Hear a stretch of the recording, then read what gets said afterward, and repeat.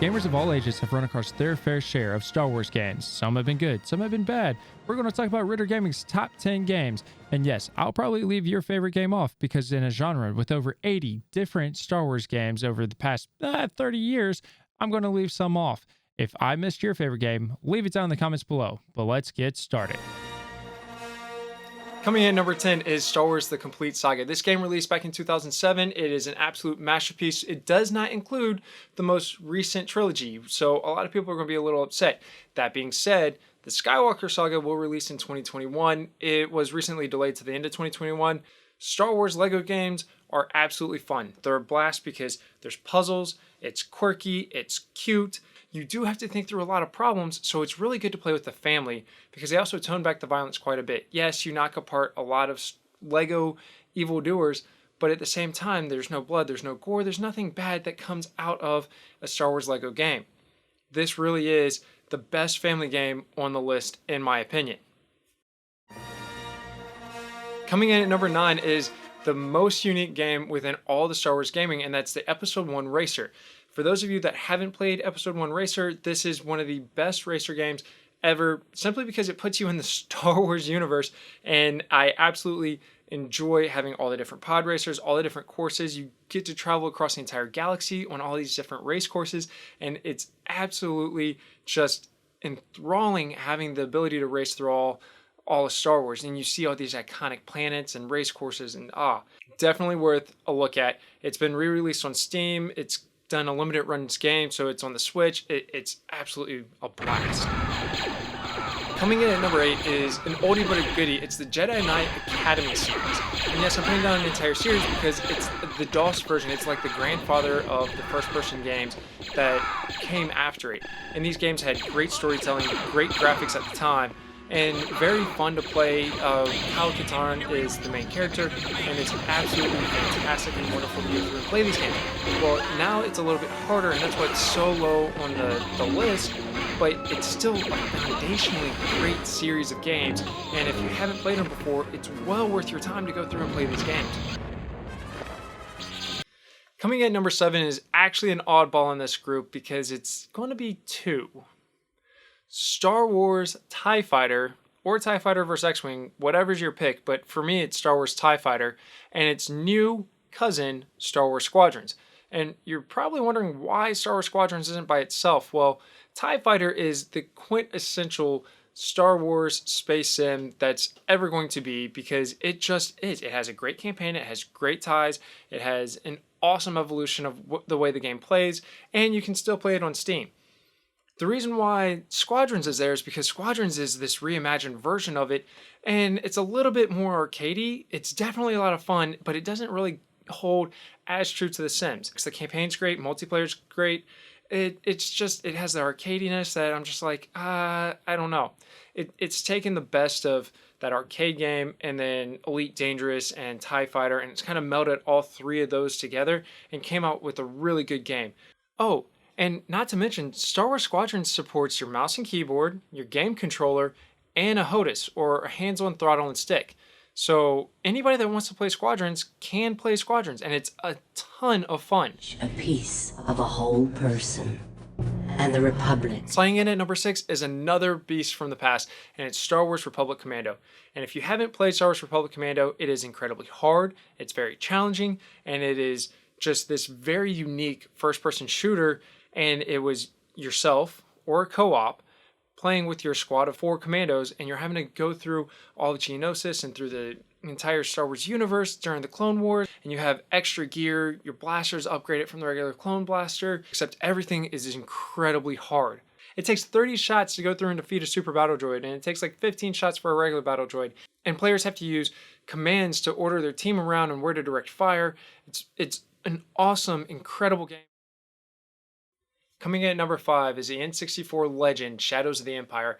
And for anybody who's not played as Dash Rendar, going through this time period around Empire Strikes Back and just figuring out what the underbelly of Star Wars is doing while the Rebellion and the Empire are fighting each other. Shadows of the Empire does a great job, but you're not Han Solo, you're not any of the main characters, and you get to explore other characters. You get to explore villains that don't have a lot of screen time in the movie, because it was a fantastic game on the N64. It'd be a fantastic story to play through now. So if you haven't played it before, go pick it up. Once again, on Steam. I don't have another thing to say besides this game is great.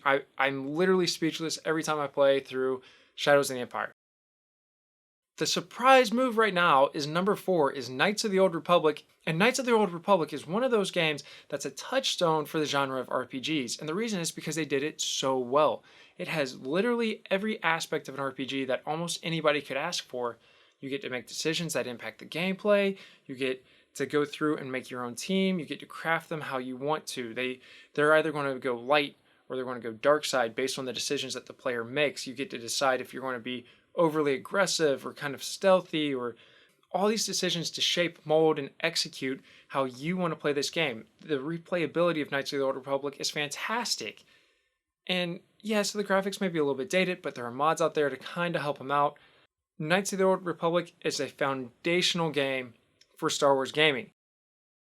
Coming in at number 3 is one of the best massive multiplayer games I've ever seen. And I say massive multiplayer, it's not an MMO, but it's Star Wars Battlefront 2 from 2005. I know people are going to get upset with me that's coming in at number 3 and Knights of the Old Republic's number 4, because that's the top of a lot of people's list.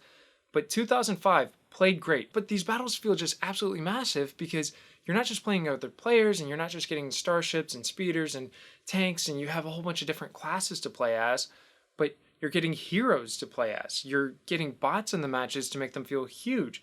So players feel like they're in Star Wars, taking part in battles in Kamino and Geonosis and everywhere that you could think of as having a battle. It's in Star Wars Battlefront 2. And it's just one of these games that people still play. It's still a very active game right now. And it was helped out by what's coming in at number 2 on our list, which is Star Wars Battlefront 2 in 2017. And this is going to really rankle some people, but it's probably because a lot haven't gone back to try the game. Star Wars Battlefront 2 from 2017 was published by EA. It's the full storyline of Darth Vader. It starts off as this young game full of promise and hope, and everybody's really hoping that it does well. And then it launches, and it's pay to win. While Disney tries to save the bacon, in 2019 and 2020, the game is actually very, very good because it is a wonderful, incredibly well-built Star Wars game. There's Clone War eras, there's the sequel trilogy, there's the original trilogy, there's these huge supremacy battles where it's just massive amounts of players and bots on these large, beautiful maps. And then you go into space against capital ships. It's a wonderful game now. And yes, you can still play it, but there's no more developer support. And I think that really made the player base feel kind of betrayed by EA because they took away this incredible future and potential of Star Wars Battlefront 2 once it actually became a good game, and it just faded away.